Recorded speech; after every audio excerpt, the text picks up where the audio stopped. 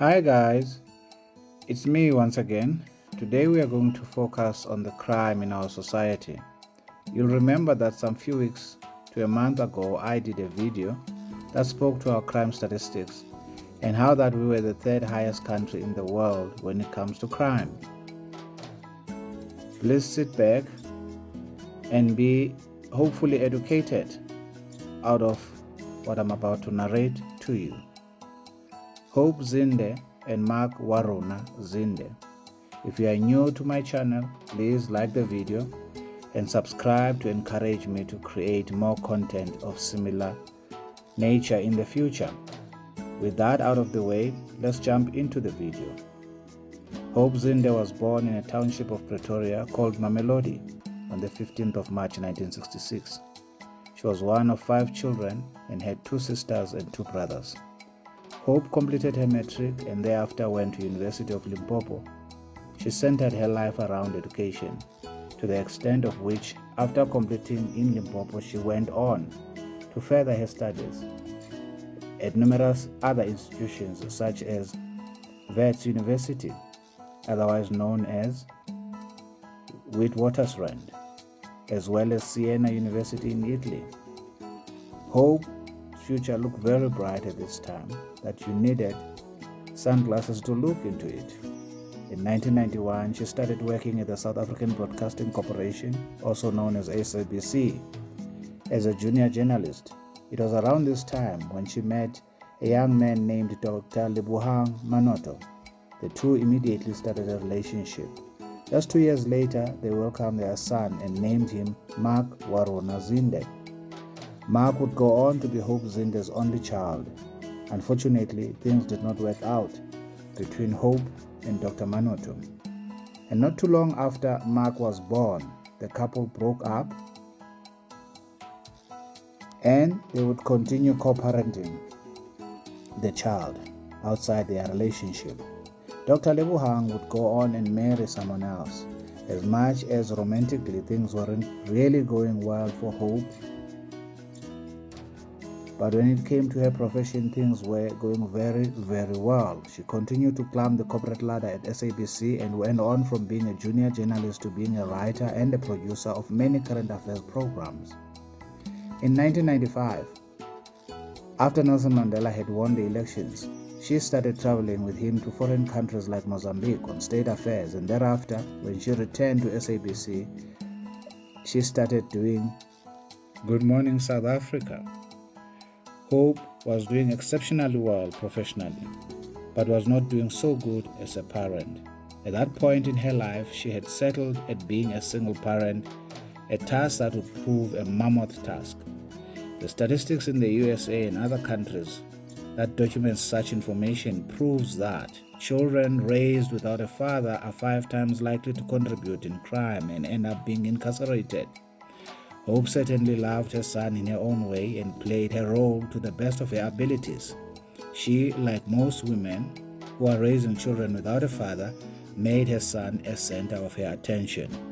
In the early years of his upbringing, Mark showed himself to be an easy child, and just like his mother and father, who was a doctor, he was academically gifted and he did well at school. Hope and Mark moved to RTP Sport, also known as Artis, into a luxury golf estate called Pickenwood Estate. Excuse me. Mark also enrolled at Pickenwood College, which is one of the best co-ed schools in Artis, with amazing facilities and qualified and dedicated educators. Hope always wanted only the best for her son. Like all single parents, she went over and above to provide what she perceived was best for him. At this time, Hope was doing well financially. She had been promoted from being an anchor to being a board member of SABC. She subsequently was appointed a Pan-African board director and later moved to PRASA, the rail agency of South Africa, where she served as a general manager. By this time, the world was her oyster. She, however, chose to spend a lot of time, money, and energy facilitating the life of her son by providing him with luxuries that some people might argue are unreasonable to provide to children. Many people in the world would frown upon the things Hope bought for her son as potentially dangerous and spoiling him. Whether that is out of envy or virtue, the jury is still out on that one. She spent a lot of time documenting their life together on social media. Whether this is normal relationship for parent and child, once again, the jury is still out for that assessment. She often would post images of them going out for lunch together or going shopping or just chilling in their house watching TV. She really loved being a mother, and it showed. Mark appeared to be a very easy child to raise and did very well at school, both academically and in sports. He played basketball and also played for the first rugby team. In matric, Mark was the head boy of the school and went on to pass his matric with 2 distinctions. Consequently, this was a very proud moment for Hope, and she demonstrated it by buying a Mercedes-Benz and gave it to Mark as a gift as he journeyed to varsity. Mark enrolled at Varsity College in Pretoria to study BCom degree, which turned out to be less than 15-minute drive from home. Hope also bought Mark an apartment in Pretoria so he could be close to school, and also so that he could not be sharing in the university dorms. Hope was pretty proud of the privileges she was able to afford her son. You could tell from the pictures that she would post on social media during the time that she went to visit his apartment. On weekends, Mark traveled home to enjoy his mother's cooking. He also would take some time off study whilst he was there.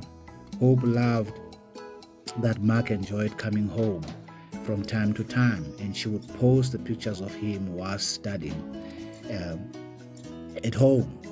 But unfortunately, things took a turn for the worse. Mark started being withdrawn and completely stopped communicating and started displaying what is called a bizarre behavior. Now, after a short investigation, Hope found out that her only child was heavily into substances. She immediately took him to a rehab. Fortunately, after a couple of weeks, Vista Clinic was able to assist him and he got back rehabilitated. At this time, a decision was taken that he would move back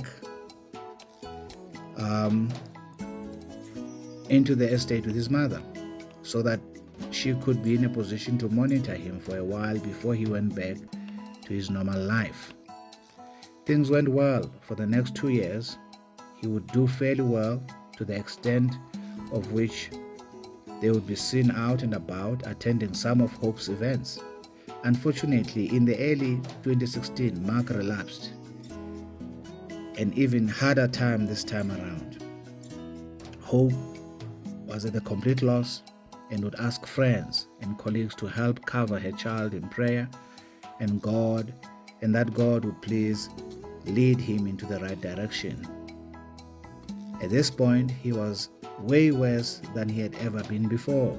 He would lock himself in his room, he wouldn't bath for days, and he was extremely aggressive and was in danger not just to himself but potentially everyone else around him was in danger too. Hope started the process of looking for a rehab for him yet again, but unfortunately this time around the 23-year-old Mark was just not having it. They were able to take him to go see a doctor who diagnosed him with severe depression with the psychotic features which could have been contributed to by the use of substances. On the weekend of the 3rd of September, Hope decided to go to Mamelodi to visit her mother. She spent the whole weekend there, leaving Mark by himself at home. She probably did this because she needed time away from all the pressures and also wanted to seek some advice from her family.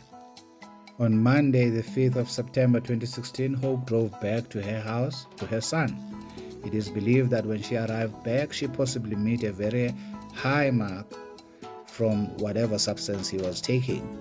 It is believed that Hope might have revisited the conversation about rehab and Mark would have just refused to listen to such a suggestion, and this is when the police believe that Mark took a 10 kg dumbbell and struck Hope with it on the head.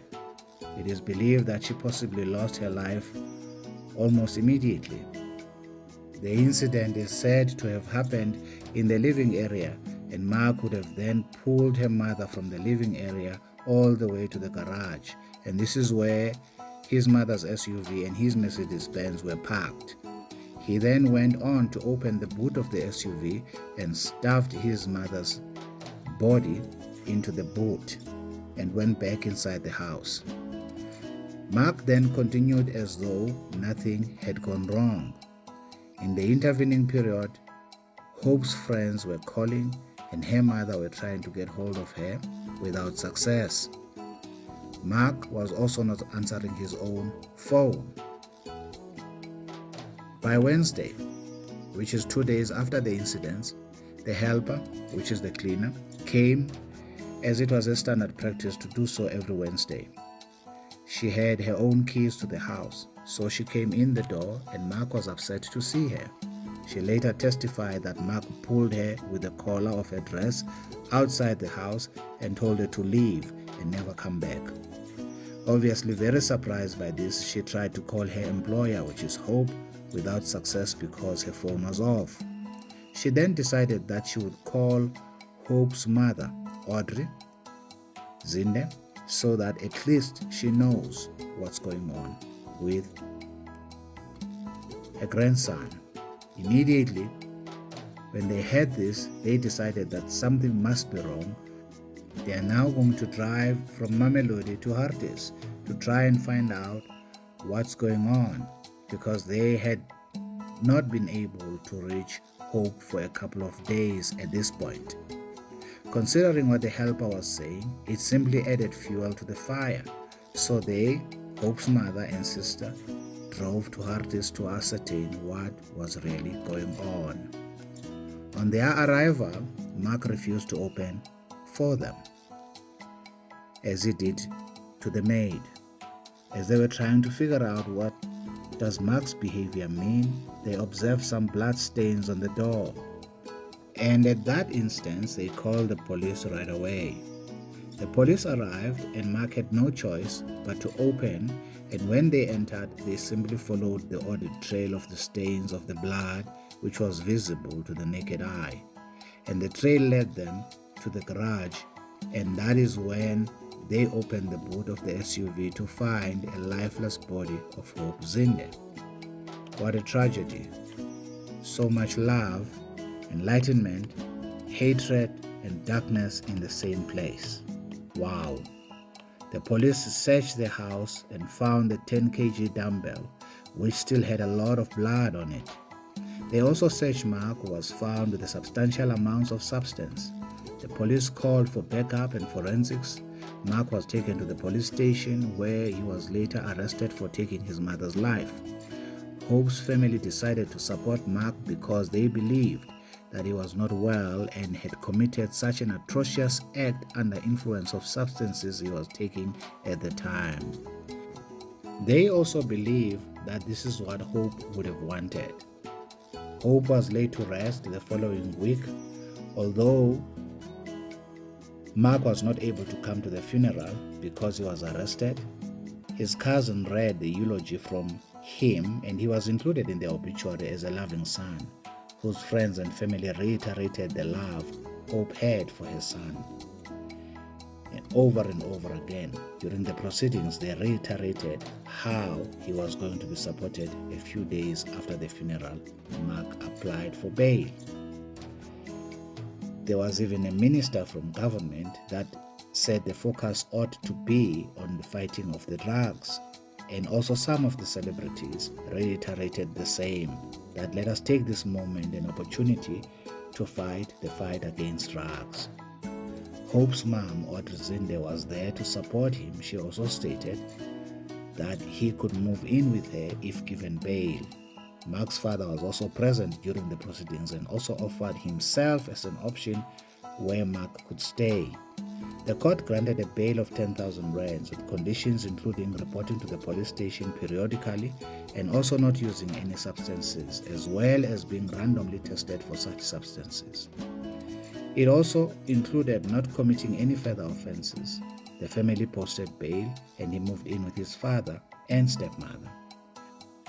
Unfortunately, his freedom was short-lived because within a period of 2 months, on November 6th, while Dr. Lebohang, his father, was sitting reading his newspaper, Mark struck him with a glass and then started strangling him. Fortunately, the wife heard the commotion and immediately started running towards them to try and help. Mark immediately started doing the same thing to her, and fortunately, together the two of them were able to overpower him. At this moment, it became clear to them what Mark was capable of, and they decided that they were left with no other option but to report him to the police and actually open charges against him.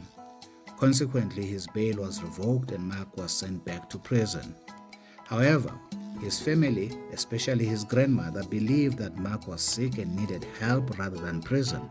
She said that they could not believe that he could stand trial, let alone be found criminally liable of the things that he had done, and therefore they pushed that he'd be taken for a psychiatric evaluation. Mark was found fit to stand trial on more than one occasion, but the family kept insisting that he be checked out again and again. Eventually, he was declared mentally ill with schizophrenia and other personality disorders. Psychiatrists have also went on to say it is not uncommon for this type of disorders to come after heavy substance use over a long period of time. A panel of psychiatrists from Vescopis Hospital found him to be in danger to himself and others and committed him to a mental institution. Mark will stay at the institution for the rest of his life or until a panel of psychiatrists are able to evaluate him healed and fit to stand trial. This story is emotive in that it is both educational and emotional at the same time. Parents need to know what are the boundaries of love and when to report a possible addict to the authorities. Once someone has been declared an addict and they were sent to a rehabilitation center, parents need to know that there is more than 50% probability of being a repeat offender, and at that time there is nothing you can do for that child save to commit him or her to a home designed for that purpose. Failure to do that will bring a repeat occurrence of what happened to Hope Zinde. Such a gift to our country and her community. May her soul rest in eternal peace. That, folks, brings us to an end of this video.